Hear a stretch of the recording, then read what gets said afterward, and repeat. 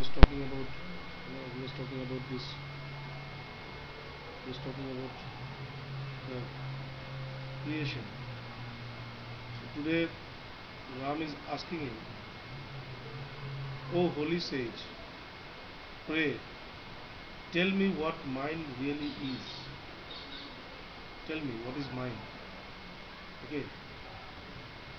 So Vasistha replied, "Even as empty, inert nothingness is known as space. Though in the space it's nothing, it's inert in the space, but it is known, it has a name. It is known as space. Understand? It has a name. Though it has got nothing, no object, but the space itself is an object, and because it is an object, it has got a name. Okay. So what is the name? The name is the space. In the same way, mind is empty nothingness. Mind is what? Mind is empty nothingness. Means in mind there is nothing. Okay. It's a empty space. It's an empty space. Whatever object comes there, it looks like that. Like like liquid. Like liquid. It doesn't have a shape. It doesn't have a shape. It doesn't have a size. You put it in a glass, it will become the shape of the glass. Understand? You put it in the plate, it will become the plate. You put it in the bucket, it will become the bucket. You put it in the drum, it will become the shape of the drum. It's no shape. In the same way, the mind has got no object in it. It's inert. It's completely empty. Understand? There is no space. Whatever object comes in contact with the mind, when any object comes in contact with the mind becomes like that. And because the mind becomes like that, we see the object. And because the formation, the mind is, the formation of the object is inside, we are attached to the object also. It's not that our mind travels there and it gets attached to that. Because the object comes into the mind takes the shape. So the attachment is from inside, not from outside. So if you have to detach yourself, you have to detach yourself from inside, not outside. Understand? The outside objects are what it is. It is not disturbing you. The only thing that disturbs us is your inside. Why? The mind has taken the shape of that. Understand? So if we have to remove this, what we have to do? We have to remove the object which is inside, the impression of the object. Here also the past impression comes into, or the impression, The object is putting an impression in the mind, and the mind becomes that. Understand? The mind is becoming that. So here what I have to do? I have to erase the impression in the mind, inside the mind, to get attached.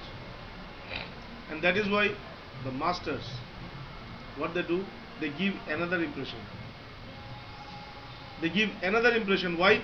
They tell you that you are not this, what you see.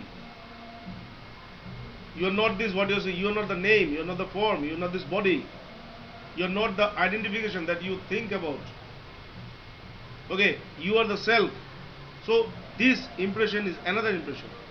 Though when the word says that you are the self, this word itself is not the self. The self is also beyond this word. But to erase the impression which is already there in the mind, they give a new impression. Understand? And ultimately, you have to leave this impression also. Ultimately, you leave this impression also. That is called surrender. That is called, in spiritual terms, when you leave the impression of your mind, of your pure mind, is called surrender. Before, the mind was impure. Why? Because the mind was taking the shape of all the objects. Whatever it was coming to it, it was taking the shape of that. And because the mind was not what it was, the mind was not what it was before, it is called impure mind. It was always taking the shape of an external object, of mother, father, brother, sister, husband, wife, children, this, that, money, name, fame, jewelry, ornament, this, that, car, buildings. It's taking the shape. Understand? So here what the master does, the master tells him that these are not you. Remove this. These are not you. You are what? You are the self.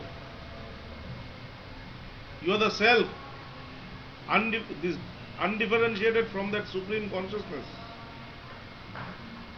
The supreme consciousness that is there. You are that self, undifferentiated from the supreme consciousness. Understand? You are that supreme existence, which people call as the self or the Atman or the Brahman. So this is also an impression.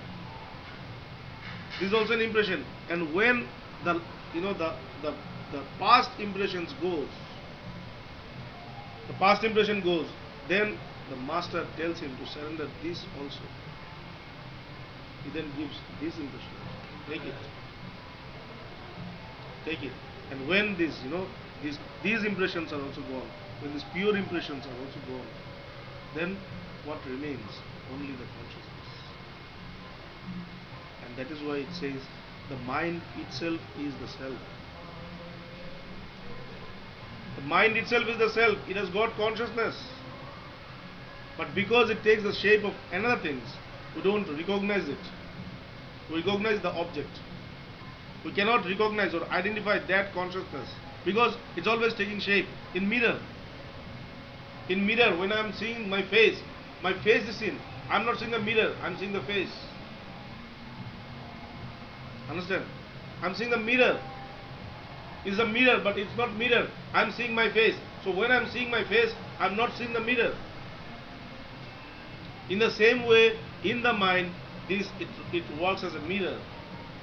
We see the objects which is reflected in it. We don't see the consciousness by which the objects are reflected. Understand? So you are that consciousness by which everything is projected here. You are that consciousness. Understand? So here it says the mind is inert. The mind is nothingness.